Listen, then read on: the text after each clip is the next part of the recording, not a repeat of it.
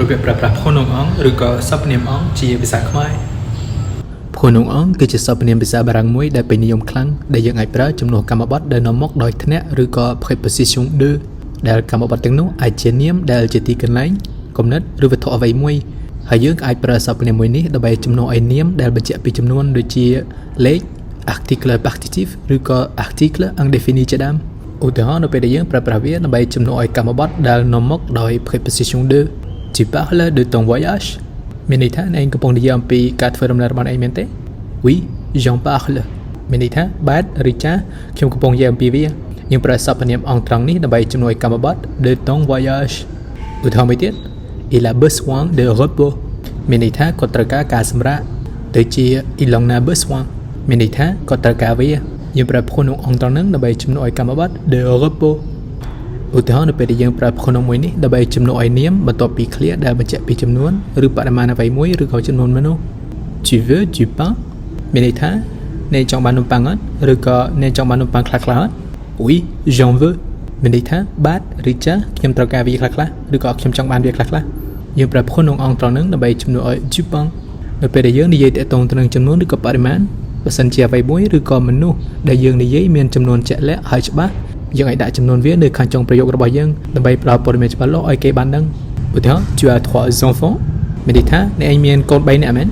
oui j'en ai 3 មានន័យថាបាទឬចាខ្ញុំមានកូន3នាក់យើងប្រើភូនងអង្គត្រង់ហ្នឹងដើម្បីជំនួសឲ្យ enfant ហើយយើងក៏រក្សាពាក្យដែលបញ្ជាក់ពីចំនួន enfant នឹងដែរដែលមានចំនួន3នៅខាងចុងប្រយោគរបស់យើងដើម្បីបញ្ជាក់ឲ្យគេដឹងពីចំនួនច្បាស់លាស់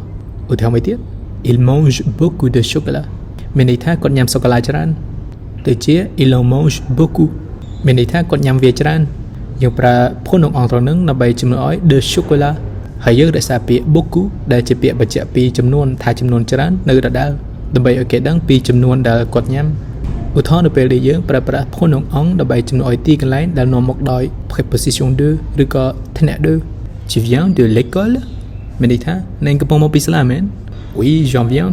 ន័យថាបាទឬចាខ្ញុំកំពុងមកពីវាឬក៏ខ្ញុំកំពុងមកពីទីកន្លែងនោះយើងប្រើភូនងអង្គដើម្បីជំនួសឲ្យ de l'école ចំណុចមួយដែលអ្នកទាំងអស់គ្នាគួរចងចាំគឺថាបើតាក់ទងទៅនឹងមនុស្សវិញបើយើងនិយាយអំពីចំនួនរបស់ពួកគេយើងអាចប្រើសព្វនាមអង្គដើម្បីជំនួសឲ្យចំនួននោះបានតែបើសិនជាយើងប្រើកិរិយាសព្ទដែលប្រើជាមួយ de ដូចជា parler de ដែលមានន័យថានិយាយអំពីអ្វីមួយឬក៏នរណាម្នាក់ penser de ដែលមានន័យថាមានយោបល់លើអ្វីមួយឬក៏នរណាម្នាក់ se souvenir de ដែលមានន័យថាចងចាំពីអ្វីមួយឬនរណាម្នាក់ rêver de ដែលមានន័យថាយល់សប្តិឬយល់សប្តិពីអ្វីមួយឬនរណាម្នាក់ឬ s'occuper de ដែលមានន័យថា